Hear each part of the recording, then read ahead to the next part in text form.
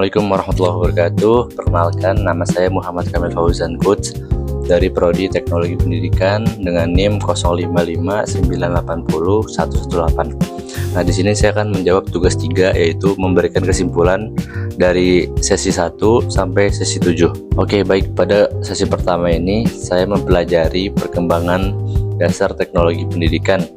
Nah, dari materi ini saya memahami bahwa teknologi pendidikan terus berkembang. Mulai dari media cetak, audio visual, pemanfaatan internet, dan bahkan sampai sekarang contohnya kayak dari mulai HP, laptop, dan tablet. Saya juga memahami teknologi pendidikan ini bukan hanya tentang penggunaan saja, tapi tentang bagaimana kita merancang, mengelola, mengembangkan, melaksanakan, dan mengevaluasi pembelajaran agar tujuan belajar bisa tercapai dan terlaksana dengan baik. Oke, lanjut pada sesi kedua ini saya mempelajari konsep dan ciri pendidikan jarak jauh atau PJJ. Nah, saya langsung memahami tuh bahwa PJJ ini sangat memungkinkan ya kita orang-orang untuk selalu belajar tanpa bertemu dengan guru atau pengajar. Nah, sistem ini berkembang dari pendidikan korespondensi ya hingga pembelajaran berbasis internet seperti yang digunakan pada saat ini ya kan. Selain itu, PJJ menjadi solusi untuk memperluas akses pendidikan bagi masyarakat yang memiliki keterbatasan jarak, waktu, biaya, dan lain-lain.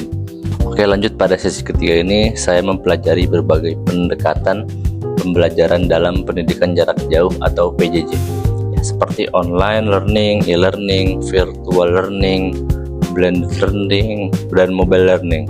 Oke, dari materi ini saya memahami bahwa perkembangan teknologi memberikan banyak pilihan cara belajar ya, jadi dimanapun kita pasti kita bisa belajar yang lebih fleksibel.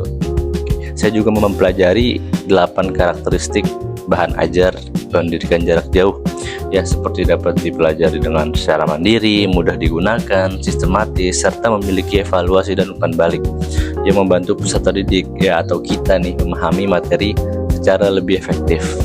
Oke, lanjut ke sesi 4 ya. Kesimpulan sesi 4, saya memahami mempelajari fungsi, pendekatan, sistem, dan teknologi pendidikan dan karakteristik bahan pembelajaran pendidikan jarak jauh.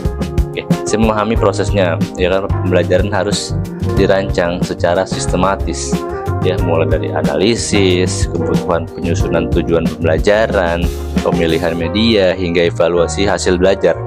Dengan pendekatan yang terstruktur ya, proses pembelajaran dapat berjalan lebih efektif dengan lancar dan sesuai kebutuhan peserta didik.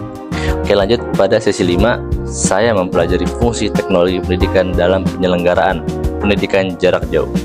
Ya, saya memahami bahwa teknologi pendidikan sangat berperan penting dalam pengembangan bahan ajar, pemilihan media, serta penyusunan strategi pembelajaran yang sesuai dengan kondisi peserta didik ya, jadi menyesuaikan dengan kondisi-kondisi masing-masing dari peserta didik semua itu. Oke, pada sesi yang kelima saya juga menyusun bahan ajar menggunakan 9 langkah yang sudah dijelaskan pada materi di diskusi tersebut ya. 9 langkah pengembangan sistem pembelajaran dengan topik membuat tabel dan rumus sederhana di Microsoft Excel untuk siswa SMK jurusan Teknik Komputer dan Jaringan. Lanjut pada sesi ke-6, saya mempelajari bahwa pembelajaran jarak jauh dan desain pembelajaran untuk PJJ ini ya. Dan materi ini saya memahami bahwa bahan ajar PJJ tidak hanya berisi materi pembelajaran, tetapi juga panduan belajar yang membantu peserta didik belajar secara mandiri ya. Saya juga mempelajari pentingnya desain pembelajaran dan sistem penilaian yang baik agar tujuan pembelajaran dapat tercapai dan hasil belajar dapat diukur secara tepat. Lanjut ke sesi yang 7, saya mempelajari manajemen pembelajaran PJJ berbasis teknologi pendidikan ya. Saya memahami bahwa keberhasilan PJJ tidak hanya ditentukan oleh teknologi yang digunakan, tapi oleh manajemen yang baik, dimulai dari pengelolaan bahan ajar ya sekitar kita, distribusi materi, layanan peserta didik, hingga sistem jaminan kualitas ya. Selain itu, perencanaan biaya dan struktur organisasi yang jelas juga membantu kita menjadi faktor yang sangat penting agar program pendidikan jarak jauh dapat berjalan secara efektif dan berkelanjutan.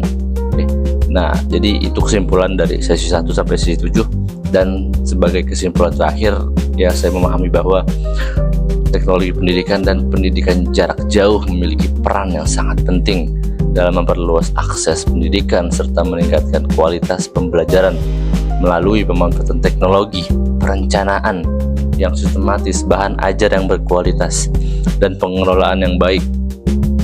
Proses pembelajaran dapat menjadi lebih efektif, fleksibel, ya, dan mampu menjangkau lebih banyak peserta didik. Mungkin itu sekian dari saya. Wassalamualaikum warahmatullahi wabarakatuh.